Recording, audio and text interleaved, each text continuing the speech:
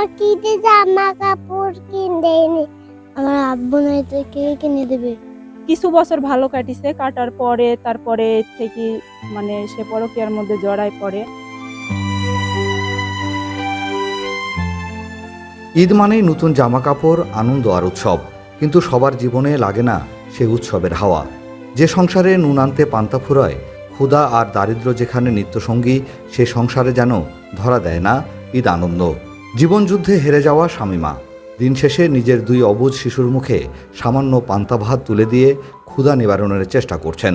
পরকীয়ায় জড়িয়ে 1.5 বছর আগে শামীমাকে তালাক দেন পাষণ্ড স্বামী। এরপর থেকেই 7 বছরের মুসাব্বির ও 4 বছর বয়সী তানহাকে নিয়ে ঠাঁই হয় দরিদ্র বাবার বাড়িতে।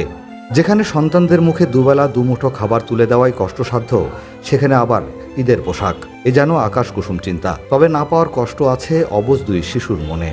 আব্বু আমাকে কিছু খেতে দেন না, জামা কাপড় কিনে দেন না, আর আমাকে টাকা দেয়নি।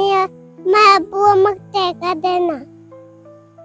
আমার আব্বু আমাকে ঈদে জামা কাপড় কিনে দেয়নি। আমার অনেক কিছু খেতে ইচ্ছা করে, কিন্তু আমাকে কেউ কিনে দেয় না। আমার আব্বু নাই তো কে কিনে দেবে? বাবা কিনে আমাকে কিনে দেয়, আমাকে দেয় না। আমার খুব কষ্ট লাগে। সবার আব্বু আছে, আমার নাই। রাজশাহী জেলার চারঘাট উপজেলার হলিদাগাছি সরকার পাড়া গ্রামের দারিদ্রতার সাথে যুদ্ধ শামীমার। একদিকে আর্থিক অনটনের কারণে বন্ধের পথে শিশুদের পড়াশোনা, অন্যদিকে নিরাপত্তার সংখ্যা, সব মিলিয়ে অথই সাগরে ভাসছে অসহায় শামীমা। সে বাবা মা অনেক স্বপ্ন দেখি বিয়ে দিছিল, যে লেখাপড়া করেছি, জামাই মেয়ে সুখে থাকবে। কিছু বছর ভালো কাটিছে, কাটার পরে তারপরে থেকে মানে সে পরকীয়ার মধ্যে জড়ায় পড়ে এবং এক পর্যায়ে মারামারি ঝামেলা এই সেই হয়। তো এক সময় হচ্ছে আমাদের ডিভোর্স মানে হয়ে গেল। হওয়ার পরে সে এখন আমার মানে বাচ্চার টোটালি কোনো খোঁজ খবর নেয় না।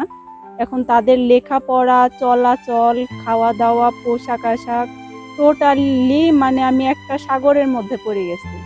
মানুষের বাপকে দেখি কষ্ট পাচ্ছে, এমন কি হচ্ছে তাদের খাওয়া দাওয়া মানে পর্যাপ্ত বাপ থাকলে যেভাবে রাখতে পারতাম আগের আর বর্তমান সময়ের মধ্যে অনেক পার্থক্য।